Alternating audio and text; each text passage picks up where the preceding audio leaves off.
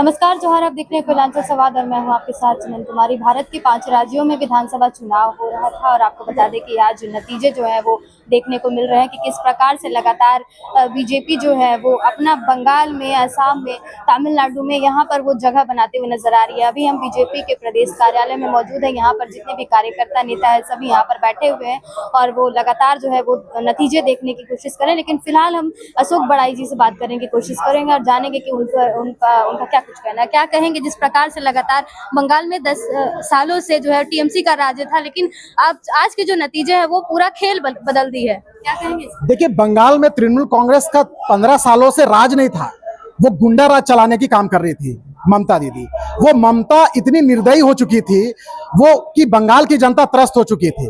आप देखेंगे कि जिस तरह से ममता बनर्जी के गुंडा के खिलाफ बंगाल की जनता ने वोट करने का काम किया है, ममता बनर्जी के घुसपैठी के खिलाफ बंगाल की जनता ने वोट करने का काम किया है, ममता बनर्जी के भ्रष्टाचारियों के खिलाफ बंगाल की जनता ने जो वोट करने का काम किया है, ये चुनाव में ही ममता वर्सेस ममता का चुनाव था, जनता वर्सेस ममता का चुनाव था।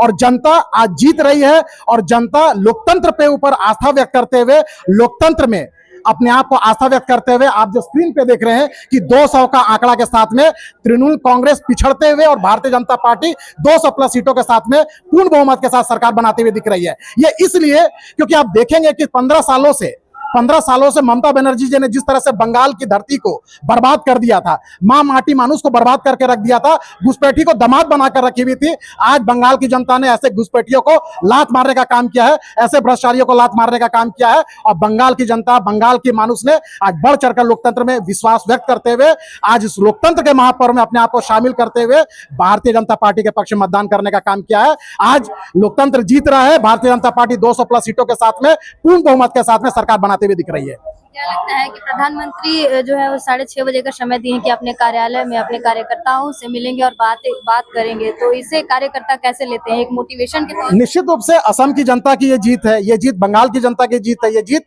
पुडुचेरी की जनता की जीत है और ये जीत नरेंद्र मोदी जी के करिश्माई नेतृत्व की जीत है, भारतीय जनता पार्टी की जीत है। तो कार्यकर्ताओं को समर्पित करने के लिए, कार्यकर्ताओं को संबोधित करने के लिए माननीय प्रधानमंत्री जी हर बार आते हैं और कार्यकर्ताओं को श्रेय देने का काम करते हैं।